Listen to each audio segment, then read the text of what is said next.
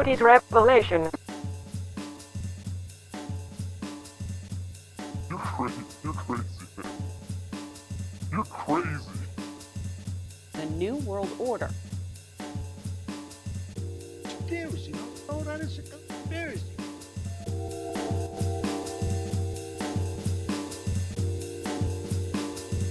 Hey everyone, welcome to today's podcast.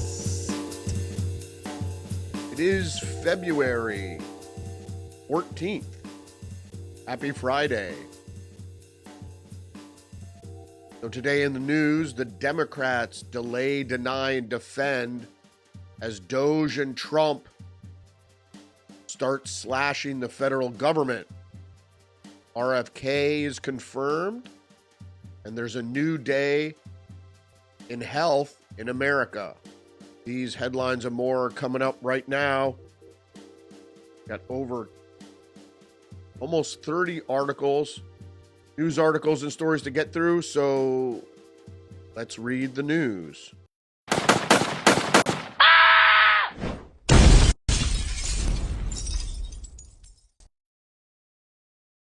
All right, we're going to start out with the best news of the day. This is One American News. Senate confirms RFK Jr. as Secretary of Health and Human Services. This is great news for anybody who knows anything about health and the environment, and I speak specifically about how the environment, your environment impacts your health, what you eat. All these things that are put into your environment can cause disease. So senators voted 52-48 on Thursday to place the 71-year-old Kennedy in charge of the country's health bureaucracy with oversight of a budget of nearly $1.7 trillion.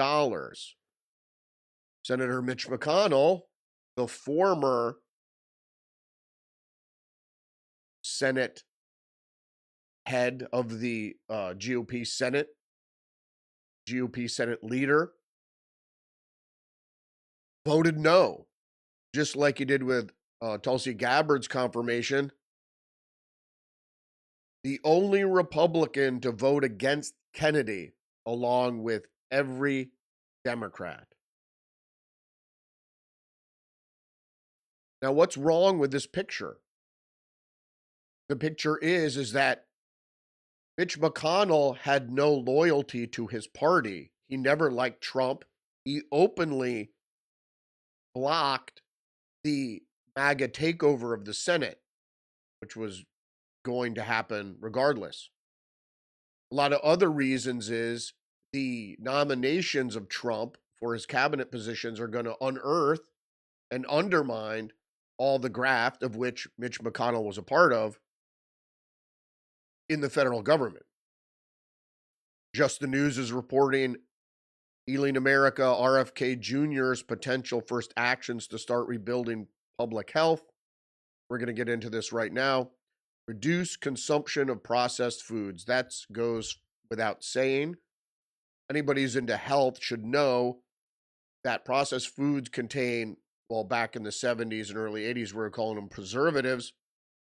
But diets rich in ultra-processed foods, it's not even processed foods, it's ultra-processed foods with increased risks for premature death, cardiovascular disease, mental health disorders, diabetes, obesity, sleep problems. And what I just sworn off is fried food. I occasionally would have fried food, General Chow's chicken, or maybe a Popeyes chicken sandwich, or French fries. But the problem is the majority of those fried foods are done in seed oil, which is terribly bad for your health. Also, the food dyes are being removed. Ban Big Pharma from the airwaves. Now, these are all suggestions, but pharmaceutical advertisements on television have been permitted by the US FDA since the mid-'80s. I remembered a time when this was not allowed. Just like cigarette advertisements at a certain time were banned on the television, Alcohol was banned. The advertisement of spirits was banned on television. This was not something that was much of a surprise. But then they let it back. The caveat with alcohol, and beer was allowed, but the caveat with alcohol was you couldn't drink it on camera. So you could show it, you could hold it, you could do all sorts of things. You could put it almost to your lips, but you can't show people drinking. So the only thing keeping legacy television alive, network television alive, is in fact pharmaceutical advertising. A lot of people don't know this, but this is indeed the case. You have to understand that the reason pharmaceuticals make so much money now is because people see it on TV and then they ask their doctor for it. More suggestions challenge the established narrative. Improving health in America is a complex issue without a one-size-fits-all answer. RFK Jr. seeks to adopt a comprehensive approach that encompasses food-related initiatives, exercise supplements, in addition to conventional pharmaceuticals and vaccines.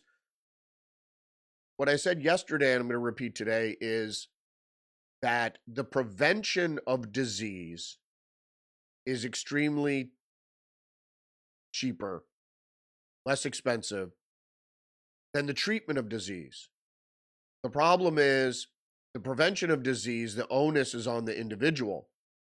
But as soon as you get sick, whether it's insurance or socialized medicine or whatever it is, then your sickness is put on the rest of the population. It's socialized.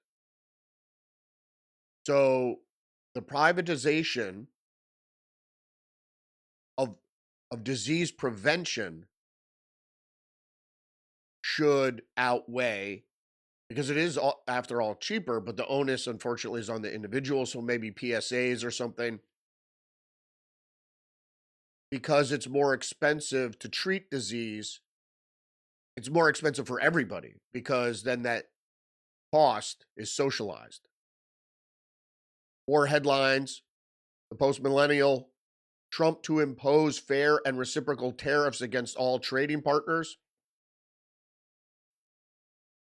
You go to the individual country and you look at what they're charging us. In almost all cases, they're charging us vastly more than we charge them. Those days are over, according to Trump. And this is quite good. People are worried about it. Like he even mentioned, and we're going to get to that in just a second, that he even said that there might initially be some price increases for things affected by the tariffs, mostly Chinese crap that they sell at Walmart. But it could, the cost could be relayed to the consumer or passed on to the consumer. It could. It might not. And Trump went into this. So there was a press conference yesterday. It took forever. They announced it, and then everybody was waiting for it, and it didn't happen right away. So, but when he eventually held it, people thought it was going to be something that it wasn't. It was all about tariffs. Again, nothing's going to happen until April. It's going to give us plenty of time, a month, to sort of see how it all shakes out with the different countries. He's going to do bilateral negotiations with each country. He argued the VAT. And so if you go on the National Review, everybody's like, the VAT isn't a tariff. And the reality is that the VAT is a tax, so it's not a tariff. And so people are arguing the value of VATs. I mean, a tax is a tax. So whether it's, I don't think it's really apples and oranges, so to speak. But we'll see what happens with the tariffs. I imagine it's going to, as I said, it's going to result in this coming month of March, actually, it's going to be a flurry of negotiations because nobody's going to want the tariffs, and he's just going to strike a deal. And those that don't want to strike a deal are going to have the most tariff. All right, let's go to see what the Democrats are doing now. Judge orders Trump administration to temporarily allow funds for foreign aid to flow again. We know what this is. So the Democrats, and we're going to get to this in just a minute as well, Democrats have sort of changed their tune about hashtag resistance. It's not going to be, although they want it, a popular resistance in the streets and so forth and so on. It's not. It's a bunch of Democratic lawyers filing lawsuits because they don't have the popular support. And I'm going to get to that in just a second as well. Also from the Associated Press, federal judge pauses President Trump's order restricting gender-affirming care for trans youth. I'll just get into the lead here. A federal judge on Thursday temporarily, like I said, temporarily, this isn't an injunction or a stay, blocked President Trump's recent executive order aimed at restricting gender-affirming health care for transgender people under the age of 19.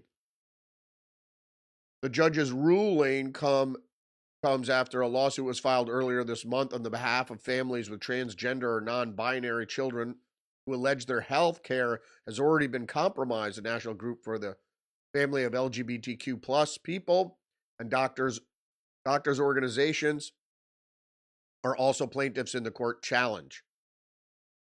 One of many lawsuits opposing a slew of executive orders Trump has issued to reverse the policies of the former President Joe Biden. Okay, first of all, a injunction or stay or a temporary block, as the AP says it's an injunction, is par for the course. It's normal when someone files a suit, immediately the judge grants a injunction, which stops the process. So I was talking about delay, deny, and defend. This is the delay portion. They're trying to delay Trump's agenda because, as Trump himself even said, they're stopping the momentum. Okay, so this judge, Brendan Herzen, was nominated by Biden, granted the plaintiff's request for a temporary restraining order following a hearing in federal court in Baltimore. The restraining order, which lasts 14 days but could be extended, essentially puts Trump's directive on hold while the case proceeds. Delay, deny, defend. So they are going to delay in an effort to deny Trump the victory.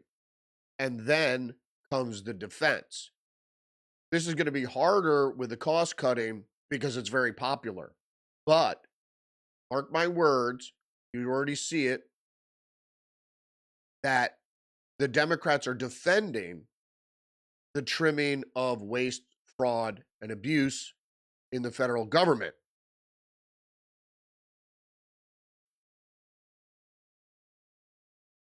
Next story up here is from Zero Hedge. House Republicans strike deal to cut $1.5 trillion from budget, paving way for Trump's legislative agenda.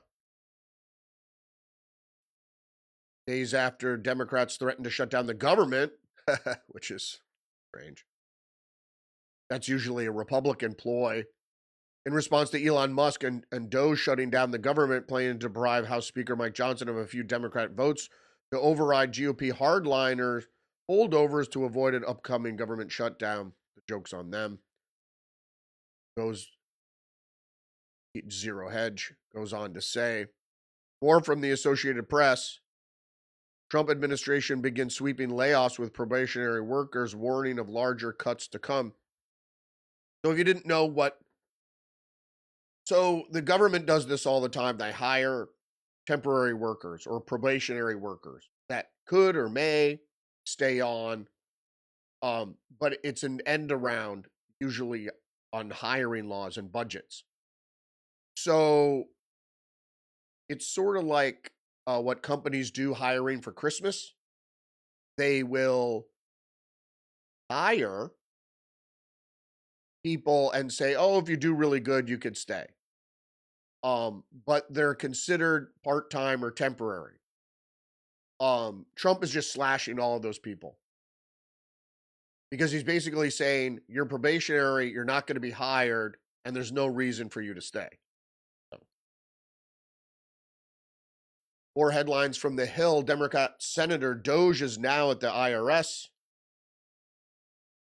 The USA Today is an opinion piece. Democrats call Musk and DOGE evil, but Trump is going to do what Americans want. The opposition from Democrats and labor unions to President Donald Trump's offer to buy out federal workers is the ultimate form of paternalism. In reality, everybody agreed that the country was on the wrong path for different reasons, perhaps. But the people that are arguing for waste, fraud, and abuse, so it's in either one of, that's why they list it like that. It's in either one of those categories. Okay, if it's illegal, it's fraud. If it's borderline, it's waste. If it's borderline, it's abuse. And if it's legal, it's waste. Also, big news today from the Wall Street Journal. J.D. Vance wields the threat of sanctions military action to push Putin into Ukraine deal. In an interview with the Wall Street Journal, the vice president says Ukraine must have sovereign independence. Well, of course it does. And that's what was promised. But what was promised is Ukraine could be independent, but it can't be part of NATO. So that's why Pete Hegseth said what he said, because that's the reality of the negotiations. That's a non-starter for Russia, like Crimea. Crimea will not be given back to Ukraine, and Ukraine cannot join NATO. If Ukraine joins NATO, then Russia will insist on keeping the buffer zone, the Donbass. This was obvious even before 2014. It was obvious even before the invasion. What was that, 21? When Joe Biden gave Putin the green light. All right. New York Times is reporting U.S. deports migrants from Asia to Panama. The move could herald a new front in the Trump administration's plans for mass deportations, one that allows for more rapid removal of migrants whose home countries are reluctant to accept them. Well, this is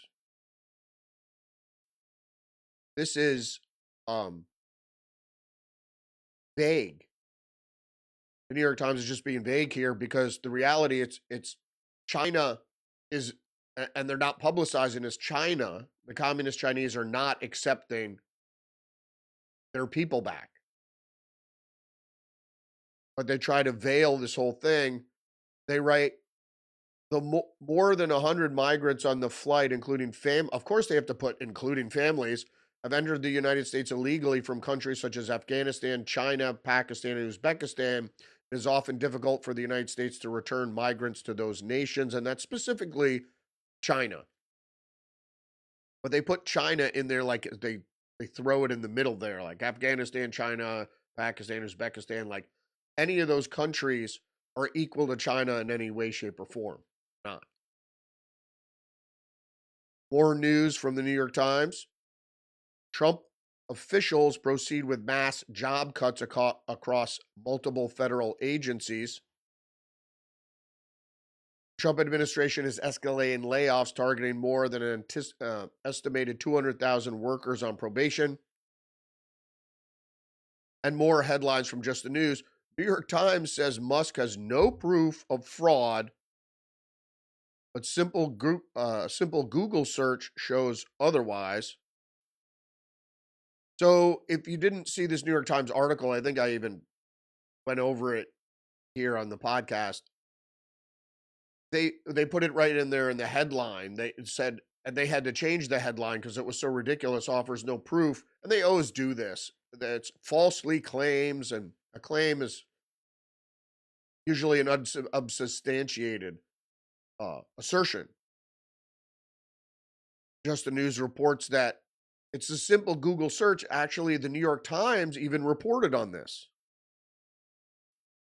Prior to DOGE, the Government Accountability Office and the relevant inspectors general identified hundreds of billions of improper payments in a single year under President Joe Biden. At USAID specifically, a September 2024 report from the Office of an Inspector General highlighted an instance of USAID overpaying an employee working remotely from North Carolina by giving them pay commensurate with working in DC. In that instance alone, the employee received nearly $10,000 more than was appropriate. GAO report from September 2024, for instance, warned that the federal government could lose between $233 billion and $521 billion annually to fraud alone. In the fiscal year 2023, it found that $236 billion in improper payments across 71 programs. What the fuck? I mean, $1 billion is a lot of money, let alone 236 billion or 521 billion. Waste, fraud, and abuse. Most of it is fraud. A lot of it is abuse, like that paying some guy $10,000 more than he's entitled to. That's abuse. It right on the line there, it could be fraud. But it's not waste. Waste is like funding a program that doesn't succeed over and over again. Just the News is reporting after an initial blip, Trump nominees have unbroken winning streak despite Democrat resistance. One American News reports Senate committee advances Kash Patel for FBI director, setting up a final vote. He's got to make it. I'm afraid that he is the one. People said Tulsi was the one that was in the most trouble. I think it's Kash Patel because he could wreak the most havoc at the FBI because people don't understand the nefarious shit that the FBI was up to. Illegal surveillance is just one part of it. Assassinations, constructing crime, terrorism, all sorts of things, winding up people to commit acts of violence. It's not your daddy's FBI anymore. This is 21st century domestic intelligence operations. The Associated Press is reporting plane carrying Secretary of State Rubio to Europe turned around because of a mechanical issue. And the only reason I bring this up is because of my conspiratorial nature that says, hey, man, this could be an attempt to bring down Rubio's plane. Who knows? The Trump administration is going to be under assault from all different directions, from lawfare, from the intelligence services, from the Democrats to, the blue Kool-Aid drinkers in the populace, to moles within the government. I mean, he's going to be hit from all directions. But I think the forecast is that the liberal world order or the new world order agenda dead or dying on the vine. Because it's not just America, it's all around the world. People are interested in conservative populism because only as a rejection of modern liberalism, neoliberalism, if you will. Right? Mediaite is reporting, I told you I'd get to this, that prices could go up. Trump admits tariffs might worsen inflation, but promises they'll make our country a fortune. And then they say that he admitted what he said is it's Trump initially replied when people were asked, is this going to make prices go up? He said, not necessarily, which is true. But it's so stupid for the reporters to ask questions like this and not understand how inflation works. Because prices go up, that's not inflation. Okay? Rising costs and inflation are two different things. So if you create scarcity, a manufactured scarcity, or if there is scarcity for any other reason, prices will go up. But that's not inflation. Inflation is a economic condition that is caused across the board when all prices rise because of the stability or instability of the currency. So it's not, what he's saying is, will tariffs raise costs? Not necessarily. Depends on the cost. It depends on the action of the exporter. And he says jobs will go up. But prices could go up. It might be some short-term pain. That's not going to go over well with the electorate. I understand that. But look at what Milei did in Argentina. Things are already turning around. So their austerity and their pinch lasted, and that country was in a lot of economic turmoil. Didn't last that long.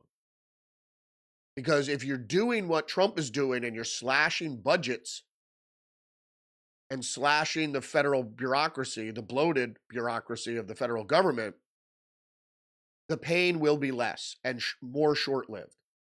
Mark my word. New York Post is reporting AOC shares tips on how illegal immigrants can evade ICE. Do not open your door. So AOC hosted a webinar. Alexandria Ocasio-Cortez hosted it on Wednesday, explaining the tactics of immigration and customs enforcement authorities have been using in New York to arrest illegal immigrants in an apparent effort to help them avoid deportation. Her act is actually illegal. If you're telling lawbreakers how to avoid law enforcement, particularly if you're, specifically if you're a member of the federal government, you're committing a crime. And this is big news. Fox News. Independent voters show significant disapproval of Democratic antics ahead of President Trump.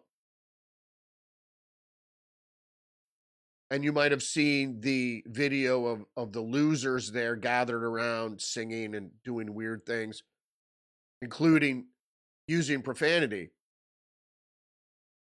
But listen to this. Independent voters, so a great slice of the electorate, because that's not even Republicans. Independent voters show significant disapproval of Democrat antics against President Trump. Independent viewers in a focus group responded negatively to the protests earlier this month led by Senate Minority Leader Chuck Schumer against Elon Musk and the Department of Government Efficiency. The focus group consisted of 75 Democrats, 49 independents, and 32 Republicans, and was represented by blue, yellow, and red lines, respectively. Not surprising. People knew this was a problem for some time. Donald Trump, as Elon Musk said, Donald Trump got a mandate from the electorate saying the people of America want this done. Now, some people aren't going to like it, and the blue hairs are going to listen to the DNC, and what does the DNC say? I'm going to go out there and protest. If the federal government trims itself, which is for an organization to not want to bloat itself is strange enough, but it helps you, the American voter, the American citizen. Are your taxes going to go down? Probably not. But your taxes are probably going to go to things that might help you. So funding border security in Jordan doesn't really help you. More news from the New York Post. If you didn't hear, Kathy Hochul is in a bit of trouble. The New York governor doesn't rule out removing Eric Adams, who's the New York City mayor, from office following allegations Adams was involved in a quid pro quo with DOJ. Well, what is that quid pro quo? We don't quite know. Is it Kathy? Maybe he's going to turn state's evidence on Kathy Hochul. Be possible. There are ongoing lawsuits against Letitia James and Kathy Hochul. So if it is a quid pro quo and it gets, who cares if he gets, first of all, the charges against him were likely politically motivated because they only appeared right after he started criticizing the waves of migrants coming to New York City that cost the city $6 billion. So if he's going to turn state's evidence on Letitia James and Hochul, well, great. Realistically, what they're talking about here is that he's going to assist ICE and not be a sanctuary city anymore. Because actually the majority of illegal immigrants outside of LA are in New York City. Here's some turtle news from Politico. Mitch McConnell's party of one, the former Senate GOP leader, is lonely in opposition to Trump's nominees. He's the worst. He is the worst. Worst of the worst. He embodies the establishment. He's what the establishment is. The establishment is, you're in politics for political gain. You pay lip service to your poor electorate, and your rich donors get all the skim. And he's been playing this game and playing the game as a trader to try to prop up China as a preferred trading partner. His wife is Chinese, by the way. And his wife was heavily involved in USAID. And he's anti-Trump, as I mentioned before. He pulled funding from Masters, the senatorial candidate in Arizona, and he lost. And the only reason Murkowski voted with Mitch McConnell has voted no on practically all the nominees. The only reason Murkowski voted with McConnell early on was because McConnell single-handedly saved Murkowski because she was being challenged by Chewbacca in Alaska. And Chewbacca probably would have won if it wasn't for Mitch McConnell, who pulled the funding or moved the funding. It was split evenly, moved all the funding to Murkowski. Around the same time, he removed funding from Blake Masters' campaign, who would have won if he had not done that, more than likely. So Mitch McConnell has been opposed to MAGA taking over the Senate, and he was the last stumbling block. Now, especially with the Pennsylvania senator, what was his name? Clintock. So the Senate is MAGA now, at least majority MAGA. So Thune has to play ball, or, because Trump and MAGA can just turn on people. And that's what ensured RFK Jr.'s victory in his nomination, in his confirmation, was his former vice presidential candidate she's a billionaire. She threatened to primary every senator that voted against RFK Jr. I'm sure that put him over the top. The Federalist is reporting, thanks to massive deficits, U.S. will pay $13.8 trillion in interest over the next decade.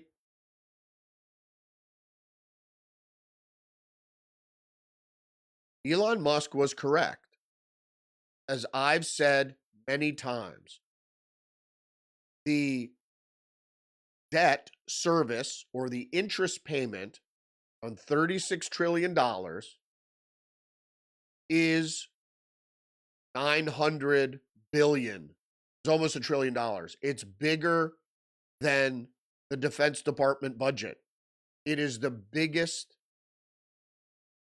payment, is the biggest cost to the federal government. The majority of your tax dollars go to paying interest on the debt. Maybe if that debt would go down, maybe your federal taxes could be cut. Imagine what $1 trillion could do for social programs, let's say. Can't borrow your way to success. The Guardian is reporting the hashtag resistance is no more, but a quieter fight back to Trump 2.0 is growing. Now, though, as Trump's second term is underway, a consensus is formed that the hashtag resistance is dead. Almost as soon as Trump won in November, media leaders swore off the term, and liberal news consumers appeared to tune out. Indeed. Because most of the people voted for Trump. And so if you ignore the mandate of the majority, as the Democrats often do because they cheat to win, you're going to lose. And so their idea is to maintain their base by talking to the base and then figuring out a way to ruin MAGA. So titans of tech and culture who criticized Trump last time around either openly backed him or groveled at his feet. According to The Guardian, even staunch Democrats suggested they would find areas of common ground with the new administration. Protests around the inauguration were much smaller. Hyper politics have been sworn off. The principal answer might be fatigue. Well, people are certainly sick of it. Trump is an exhausting figure, and American politics has now revolved around him for nearly a decade. And hopes that the burst of first-term energy against him would exile him from public life proved forlorn. The opposition to Trump also appears rudderless. Institutional Democratic Party might technically have a new leader, Ken Martin, a little-known apparatchik, but for now it lacks towering political talents. Many supporters doubtless feel disillusioned.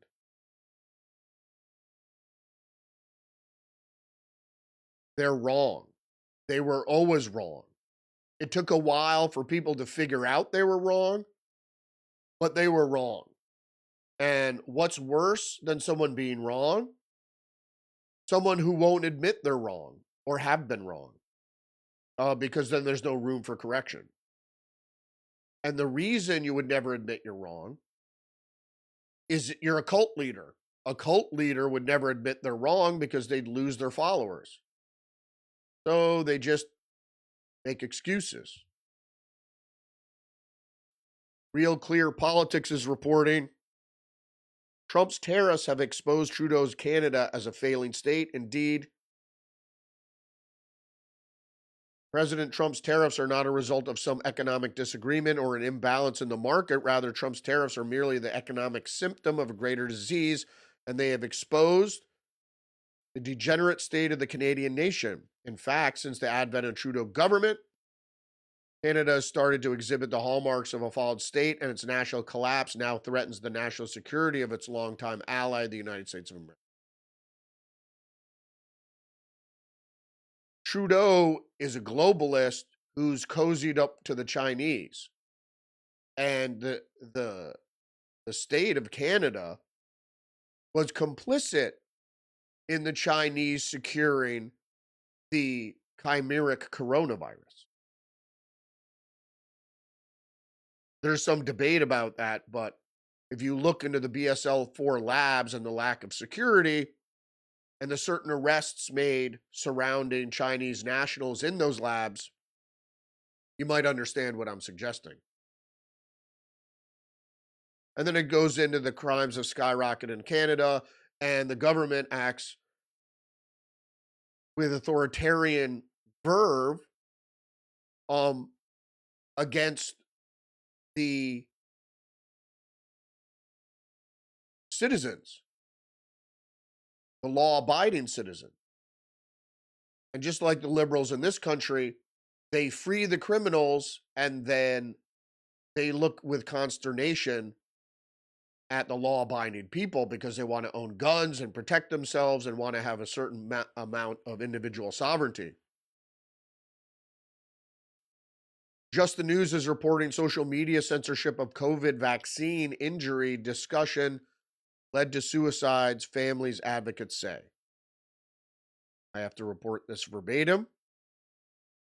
Many people have experienced injuries from COVID vaccines, says Just the News, and some of them were unable to find support. As a U.S. senator and other advocates for vaccine victims, social media censorship made it difficult for these victims to connect with each other and support groups online, which resulted in some committing suicide. And this is all according to Ron Johnson, Republican of Wisconsin, who I'm a fan of.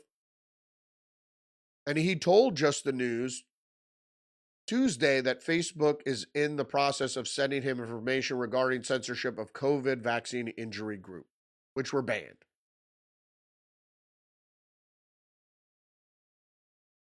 That's an important development. And I have to give it to Ron Johnson of Wisconsin because his Senate seat was at risk. And I'm glad he got reelected. Thank God the Wisconsin people came around. But he has gone out on a limb in regards to the pandemic and the treatments surrounding people suffering during the pandemic. Not to mention some of the other things that happened during the pandemic, which were, government overreach, the incursion into individual liberties, etc. All right, this is also big news. Last week, or was it 2 weeks ago, almost 3 weeks ago, I reported on Chinese Communist company, open sourced a learning program, an AI learning program for robots. And then we talked about all the headway, all the advances made by Chinese robotics just in the past couple weeks have been astounding. And I guess it has to do with DeepSeek. But Fox News is reporting China launches center to train 100+ humanoid robots simultaneously, training its future workforce one robot at a time. Is that China? Or is that just everywhere? As I said before, why would a Chinese company that developed this application to train use AI to train robots, why would they make that open source? I don't think this is just China. I think this is globally. And China has 1 billion people. What do they need robots for?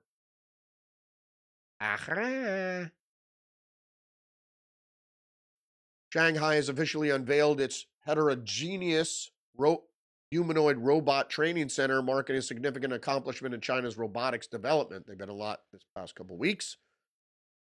The humanoid robot Kailin training ground represents an important step in the country's technological advancement, showcasing China's commitment to becoming a global leader in robotics and artificial intelligence. They are not the global leader, but they are a global leader in robotics and artificial intelligence. It certainly pushes them past Japan, which was one of the leaders. A couple more articles here. The Daily Mail is reporting teenage girl arrested for plotting Valentine's Day mass shooting on Indiana school that raised money to save her life. You didn't know who the Trinity Shockley. So this girl who's 18, Trinity Shockley, was going to shoot up was charged with conspiracy to commit murder and threatening to commit terrorism at her high school in Mooresville, Indiana. The high school had helped raise money for her after she was seriously injured in a hit and run accident. Is she a wind-up toy? There's no real clue to that except for the fact she may be on SSRIs, but her dad was in the military. I don't know if that has anything to do with it. But all teenagers are online, so they're all susceptible to online influence. And certainly, if they're taking drugs that give them suicidal or homicidal ideation, and they have a friend that they're communicating with online that might lead them to commit violence. It's a very simple formula when you think about it. It's not like, oh, crazy mind control. You know, you just have to pretend to be a peer of the person or somebody the person, you know, the target, somebody they not only emulate, but look up to. Or you could say you're the CIA, you're a secret agent, or you're Power Ranger, or you know, whatever. Iron Man. You know, it doesn't matter. They get into the psychology of these kids, and then you don't know. And then I think the last story we have here is University of Nevada, Las Vegas football player Brian Christman found dead at 20. Well, that sucks. Is it related to something to do with certain medical procedures? I don't know. There are a lot of young, healthy people dying. Is it unusual for people engaged in strenuous sports at young ages to die? Well, not really, because they might have an undisclosed medical condition or an unknown medical condition that they might be vulnerable. So that's not that unusual, but those type of people die on the field, and usually during extreme circumstance, like it's a very hot day out and but people that die in their sleep, you know, the sudden adult death syndrome. Why would a healthy young man die in his sleep? That's a good question. I hope Robert F. Kennedy Jr. can answer that. I'm sure he's going to be lobbied quite a bit by the public, not by companies, to get answers about some things. All right, that's it for me today. Thanks for joining me. Don't forget to engage the channel, like, subscribe, leave a comment, share the podcast. Remember, you're under attack psychologically and biologically. So stay hip to the trick. Join me every day, Monday through Friday, live stream on Rumble at 10 a.m. Check out my YouTube channel as well. My other website, libpop.org, learn about libertarian populism. Or you can find me on social media, X, Facebook, Get Our Minds, Truth Social, Substack. Have a great weekend. I'll see you next week. Respect.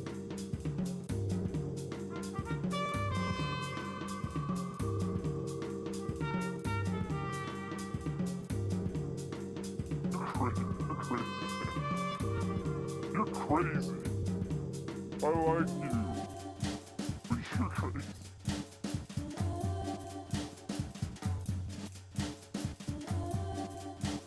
This is all a conspiracy, no? This is all a conspiracy, no? You know that it's a conspiracy.